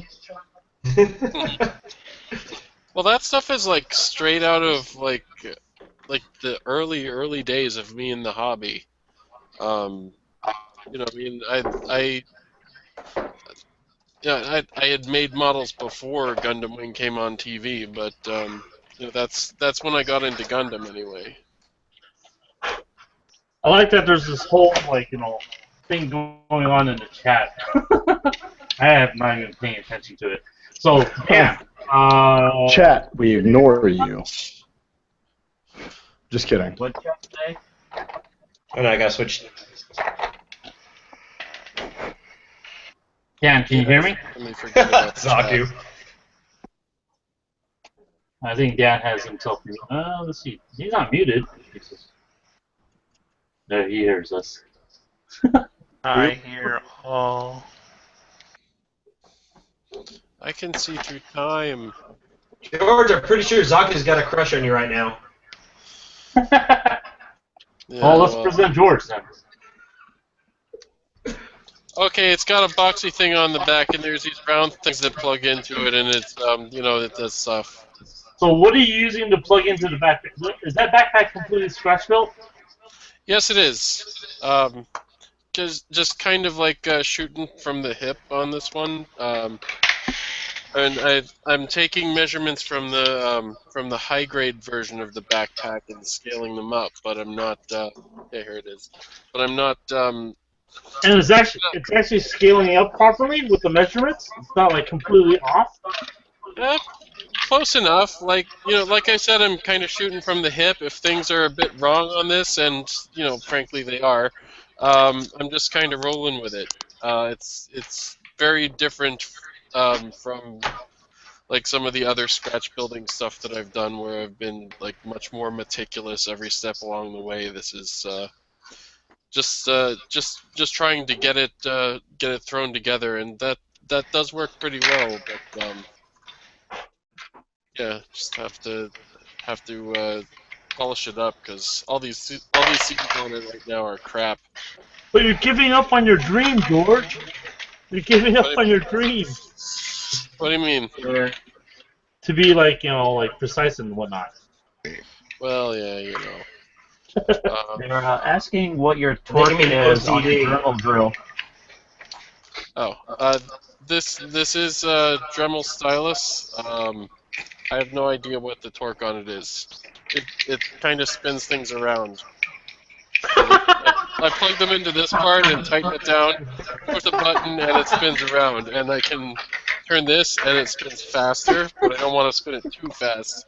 So usually I kind of spin not so fast. So what you're saying is you have no effing idea. No, I Greg. just explained it, man. Exactly how it works. I think you just explained the teacups at Disneyland. Or the tilt-a-whirl at the fair. Wasn't that what you were asking about? They were asking about the torque on it. Oh, yeah, it has torque. It is a thing. I like George's answer. They don't really give you an answer. It's awesome, George. You should spend a career in plot. Okay. How about this one? Dremel stylus. Google it. All right. I don't. My There we go. keyboard doesn't work right now. What he's asking is, does it work with the plastic? Does it grind up plastic, shred it, or eat it up like a garbage disposal? Oh, okay. If you spin it too fast, it will melt the plastic, which is generally not what you want when you're trying to grind things down. That's why I keep it on the lower speeds.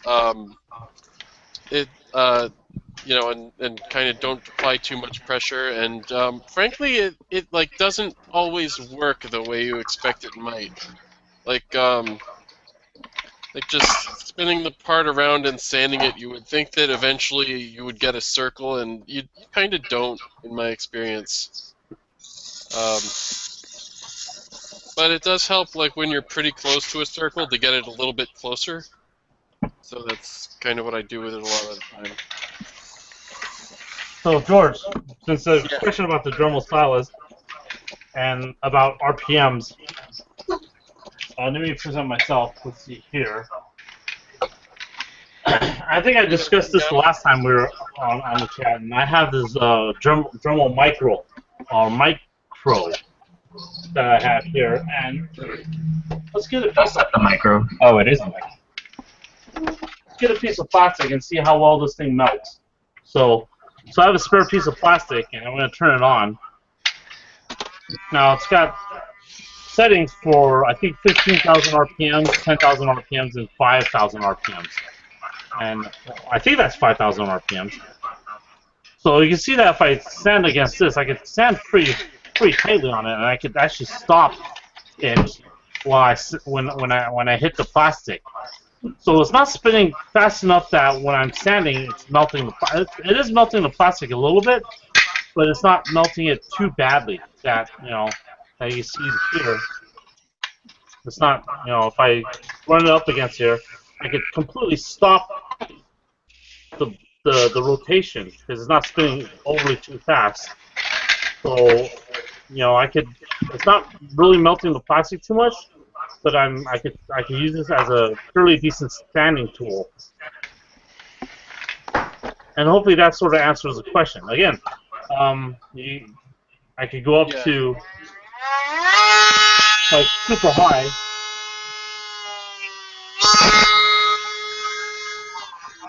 Which will probably melt the plastic decently. Yeah. So you see that the difference there, but still, even at that high RPM, I'm not doing too much damage to it. You see how clean that spot is sanded. Right. So going back to the kind of stuff that I was doing, like Clem said, at the lower speeds, it doesn't have enough power to keep it from getting stopped if you really put pressure on the that you're spinning.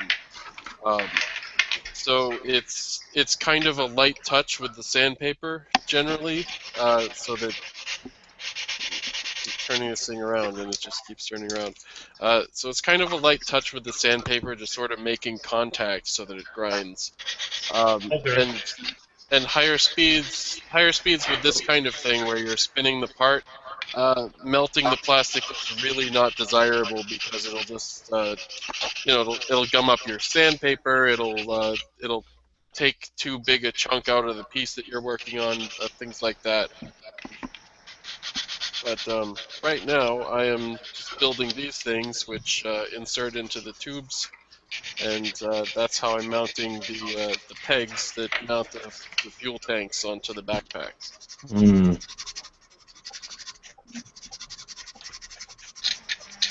Bunch of super glue and I don't know, maybe some epoxy later if I think this isn't enough.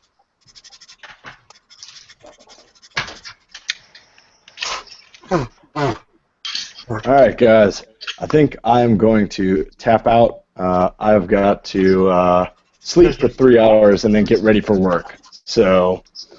All right, thanks for joining us on the chat, Jason. And yeah, no worries, guys. Hell no, I hate you guys. I'm just kidding. I'll be here next time. Yeah, we'll see you back. You wouldn't be the only one. Later, guys. Later. Good night. Later. Good night. All right, back to Jason's desk where he's has a bunch of parts. What kit are you working on, Jason? Jumping between a Master Grade Nemo and a Master Grade beam rifle from the Annabelle Gato 1.0. So what are you doing to the rifle?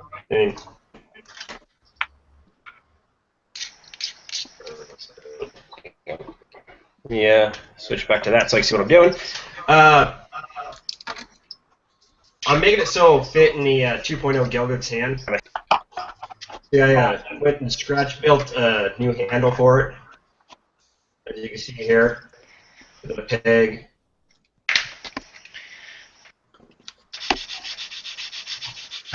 So it holds in pretty well. Right now I'm drilling a hole so I can pin it to the bottom of the gun. Because the original beam rifle doesn't really look that great in this hand. As you can see here, it's not very proportionate and it doesn't hold it very well. Even if you try to clamp it on there, it just goes lopsided. So I built a grip more like the Zaki machine gun style grip. And since I don't know, I kind of got bored just the way this looks, so I started hacking it and making some aluminum parts for it just to give it a little more detail. So I still got to make the mounts right through here, so that way I'll hold this in place and I can mount the original parts back on it. I also took the original grip, added a little bit more detail to it, as you can see here. Put your hand up. And it also... And it should focus on it. Yeah. more grip. I extended it right here, so that way it'll actually slide along the rail, and it'll be held on. So you can position it now anywhere you want on it. I'll just show you what the second one I have. So you can go on the side. You can put it on the bottom, or you can put it on the other side if you want. Also, still kind of in stupid mode of what I want to do with the scope. I don't really like how plain it is, so I'm kind of playing around with the idea of maybe just putting a lens cover on the front, moving this cable that's right here where my finger is off to the side somewhere, and then making this more like a rear scope on a regular rifle. So you have 2 lenses, 2 covers. If you have any like mesh, you could create like a like the anti-reflection mesh on top in the front of the lens. That'd be kind of cool. Oh, yeah, that would be bad. I thought about going and getting some more tubing and just trying to scratch build a whole different scope. I just haven't age of the hobby. That's also a good idea. Just because, to me, this also looks really funny the way this sits on. This is right here. This looks, I don't know, just looks odd. It doesn't really sit like a regular scope mount. I also scratch built a little exhaust port for it right here, towards the back of the gun. Can't really see very well in it. Yeah, I can't really see that very well. Yeah. So you just use like riveted styrene to do that.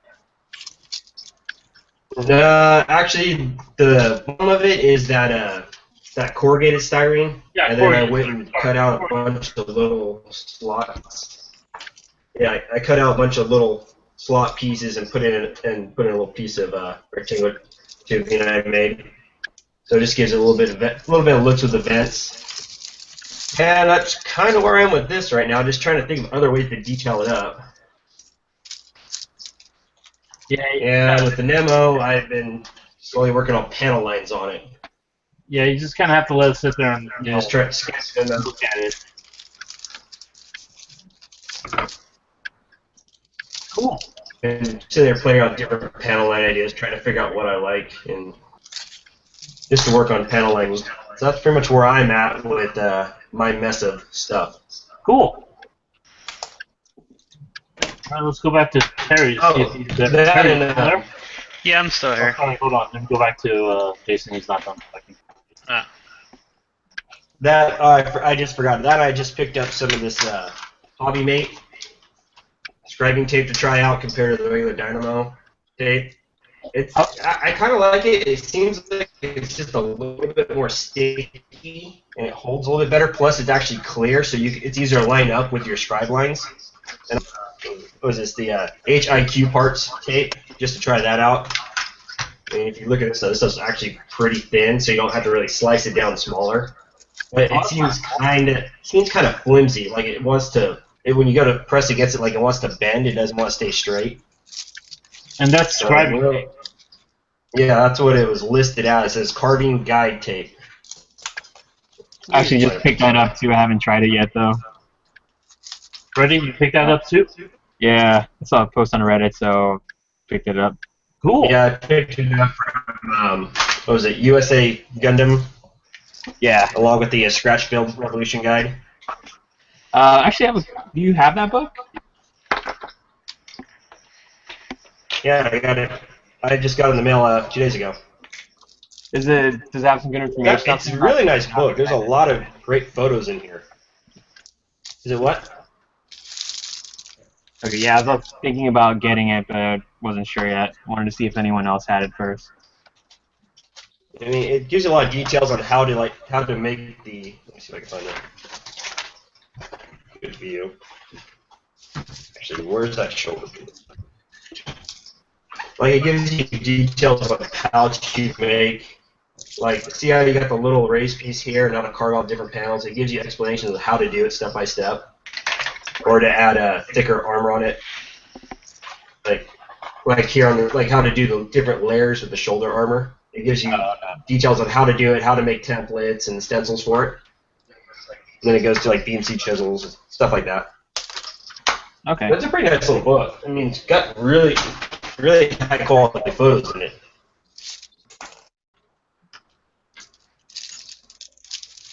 Alright, guys, I'm gonna bounce. Yeah, that's about it for me right now. There's Proto. Alright, I'll see you guys. Catch you next time, Proto. Good night. We're losing our East Coasters. It's like Well, it almost. is rather late for them, so. Well, Angel joined. Mark 1 just joined us, so let's go over to Mark 1 and let's see if Mickey Mouse voice shows up. Yes! Mickey Mouse voice!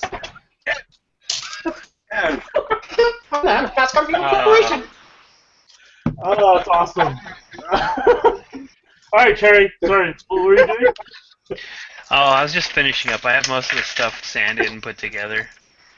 So, I'm not gluing the legs on or anything because I'm still messing with the torso.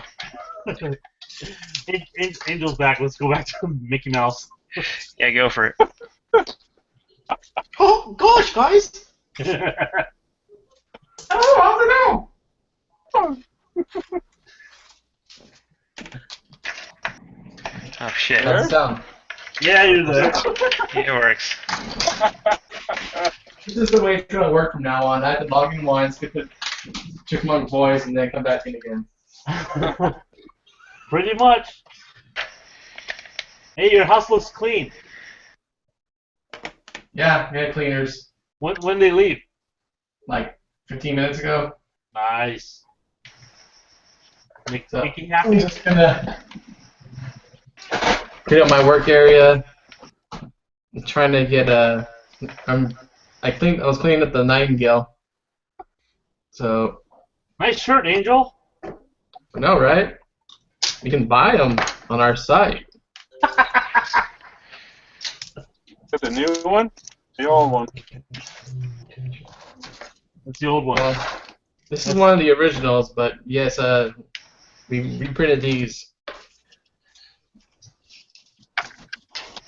So what are you working on, Angel?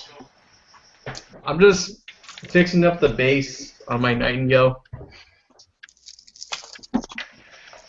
That went through and started cleaning it up today, and saw that my base was all messed up. So just go clean that up right now, fix that up, and get on to some other project. It's like this little piece was a little too big. It was like bending, so I'm gonna clean that up and put it back on.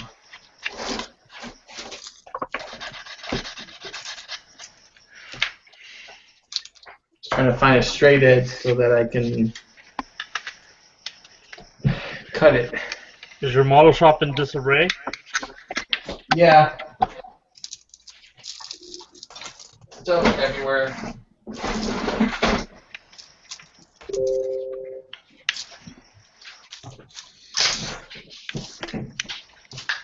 Alright, we'll come back to you. Let's see here. Let's see if Dan's on. Dan, can you hear us? Yeah, I can hear you. Okay. I don't really have any updates on the kit, but I figured I'd ask. I don't know if this has been brought up yet, but did any of you guys catch the episode of Tested either last week or the week before? The one with the Astray? The Or no, gun, sorry, the PG Zeta gun. I'm thinking something else. the gunplay one, right? Yeah, it was the Adam Savage project where they were just talking about it with Adam. You guys see that? Oh yeah, I saw that. No. No, it's worth a watch, just because there seems to be some genuine interest on his part about the hobby and all that, and just the amount of exposure that he has from his career and his experience. It seems like it might be really good for the hobby. So we should bombard his channel with comments, right? Apparently, they don't read the comments that are actually on the YouTube channel. Damn it all. Yeah. But one of the people that help run the Tested channel, he has been to our Gunpla, or he may even be subscribed to the subreddit. So he seems to be aware of that at least. That we exist. Yeah, that we're a thing. So. Cool. Yeah, I watched it, and that was pretty cool. it's just kind of interesting because he's Adam Savage, a model maker by trade. He did a lot of stuff for ILM. Yeah. Just listening to him kind of talk about they can do multiple color injections and they can do injections with different types of plastic to make pre-molded joints and all this stuff, and he was just blown away by it. So it was really kind of interesting. Well, we're paying for all that technology to happen. Yeah, you gotta. Keep Bandai be damned. So they're gonna make that fucking Power GM of P Bandai. What the fuck? Yeah, I know, that kind of pisses me off too. You know why, right? Using parts from Gundam Verka, or like one of the old GIMs from 5-10 years ago. Yep. Yeah, they're using the GMC master race. It came out in 2002, so 14 years. 14 years. Jesus.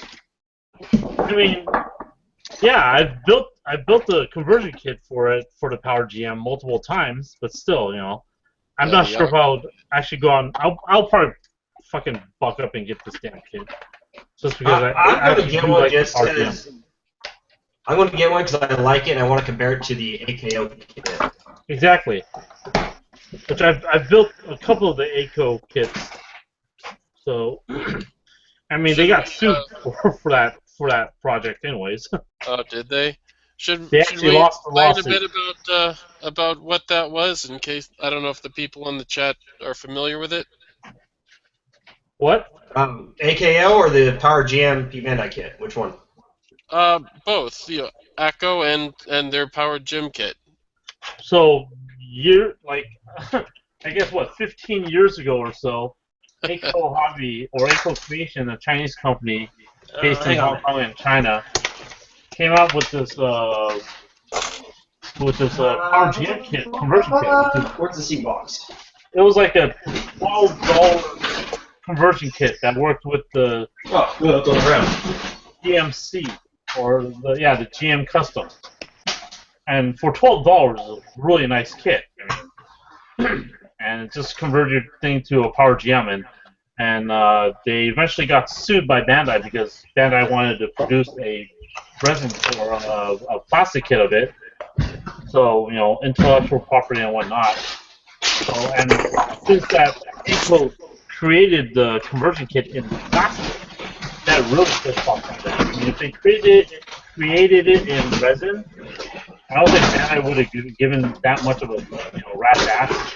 But since direct competition with their plastic kits, Bandai really got bent out of shape.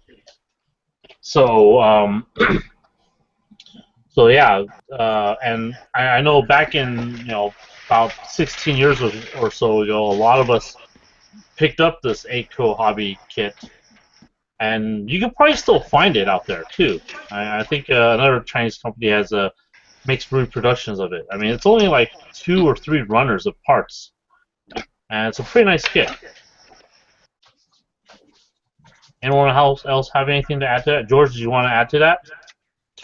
Not really. I mean, I thought that it was a pretty exciting development back when it happened.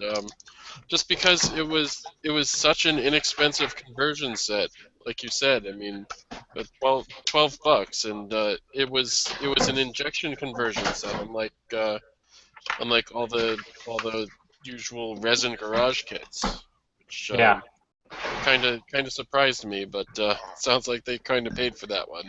Yeah, I mean the quality of realistically, the quality of the engineering wasn't it's not Bandai grade, but any modeler could put that thing together fairly easily.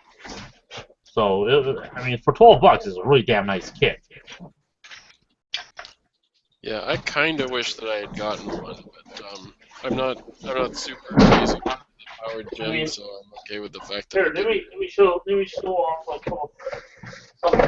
I mean, this is kind of similar to what AKO had. Oh, this is another AKO kit, which is a GM Sniper Custom, and basically it looked like this. It looked like you had your from G Option, which is their company.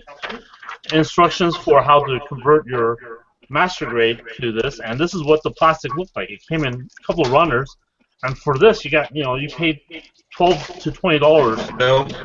just for this, and this was really cool.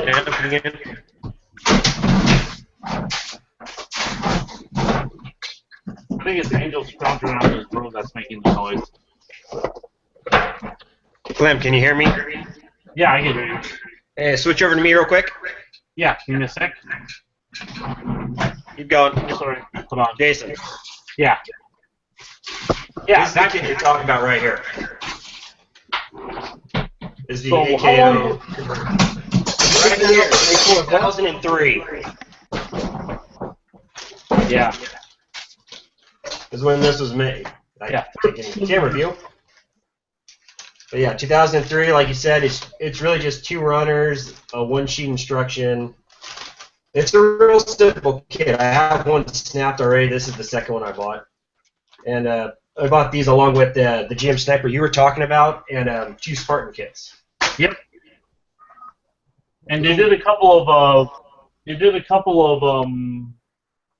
new Gundam conversion kits. Also a Zaku 2 extra fit or cover kit conversion, and these were all plastic, and they cost under $20. It's really nice.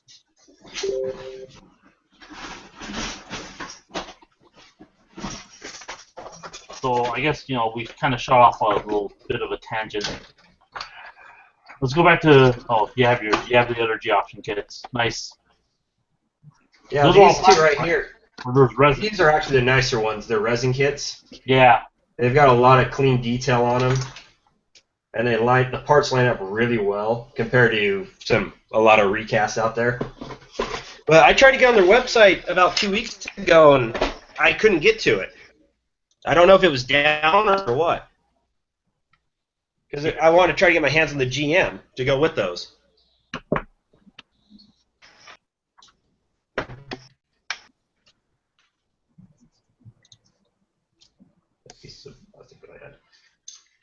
But one thing I noticed about the Pete Mandai one, it does come with a bazooka. Yeah, that bazooka is, special to that particular kit. I mean, it is kind of nice to get the bazooka. And I also noticed in a couple of the photos, whoever assembled it with the 90mm machine gun, the mag backwards. They're I was in a looking hurry at to it. get the pictures up. I was looking at it. It's like, why is the high end in the front? Like the back of it, it just flipped 180. I started laughing when I noticed it. Hey, don't laugh at people putting things on backwards. God damn it. How many times you put your shirt on backwards today? Just once, twice? None. I'm not that dumb. I'm only a little dumb. The want should be when someone catches you, I like it that way. Leave me alone. Yeah. Speaking of dumb, Mike Wine, what are you doing? Huh. He's not even there. Damn it. Yeah, I am. Oh. Hi, Mike. I was just working on this again, trying to figure out how I'm going to glue it in place to light up both eyes. I painted the lens black around the eyes. I'll do the eyes in like an orange or amber color, and then I'm just using a white line. So I might have to take off a little more glass material on the inside of the head here to make room for it, because then the bottom piece has to be able to pop in here. So I might have to take off more. I think I got to take off a little bit more. I thought you were giving up on figuring out the LED piece. No, I did some panel lines, and then I came back to this. I typed in a couple of panel lines on the legs here. You can see them. Let's see if I can get some lower. You can see them. Kind of bright. Hard to see. Let me see if it'll focus. Come on. No, not going to focus.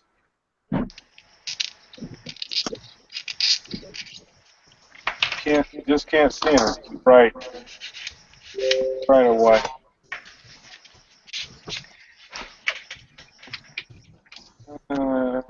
It's just not, and like it wants to come into focus and then it stops. Come on. You can kind of just barely see him on there, but anyway,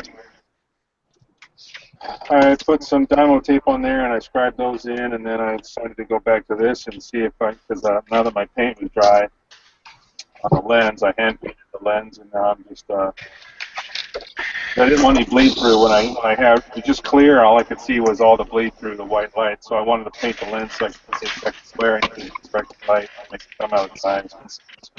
That's all. A little bit of time consuming work. All that modifying. It always is.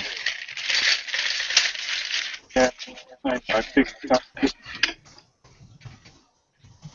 trying to grind it out. You know, just my Dremel or cutting tips out.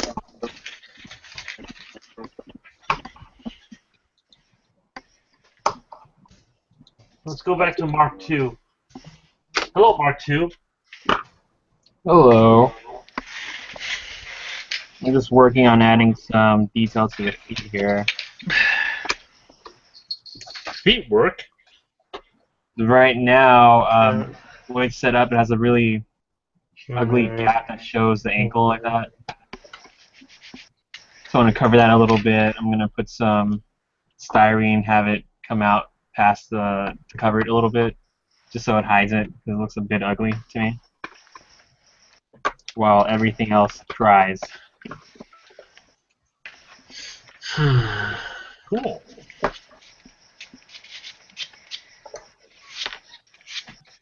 Let's go bother Terry. Trying to figure out what I'm going to do. We'll figure out how to change it later. Terrence, Yeah, how you doing? I'm okay. Just finishing the sanding on this, and then I'll sit it down until I work on it Like again. With you. What was 4 that, Mike? minutes. Oh, we have 4 minutes? Yeah. It looks like 4 minutes. Yeah, wow, this broadcast went by Case you pretty guys quickly. didn't- Alright, so we'll go around and do plugs. So let's see here. Since we're on Terry, you have anything to plug, Terry? Not off the top of my head, no. Okay. Let's go over to Mike Wine. You have anything to plug, Mike? Not particularly. Just started show SCGMC this year, November. What day is it again? I can't. 12? November 12th, is that it? It's a Saturday. Is it 12 here? Yeah, and we might do, I think we're going to do, aren't we going to do that Brookhurst mall contest too? Might What? do that in July.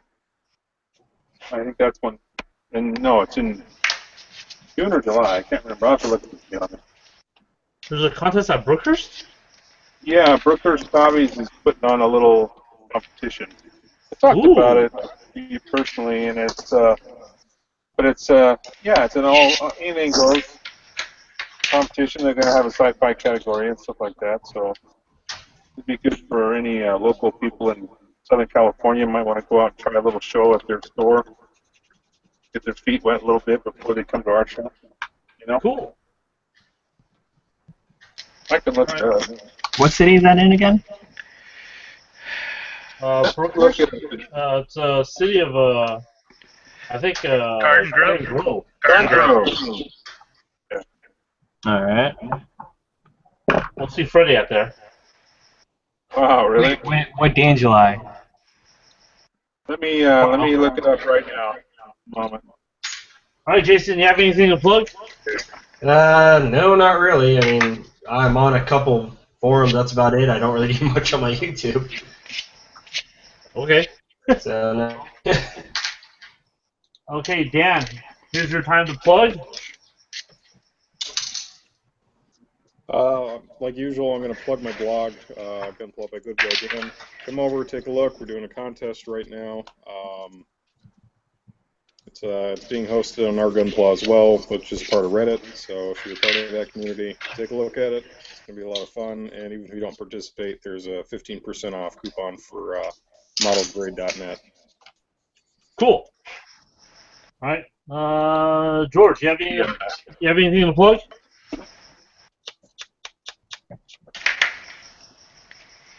No. Okay, George isn't there.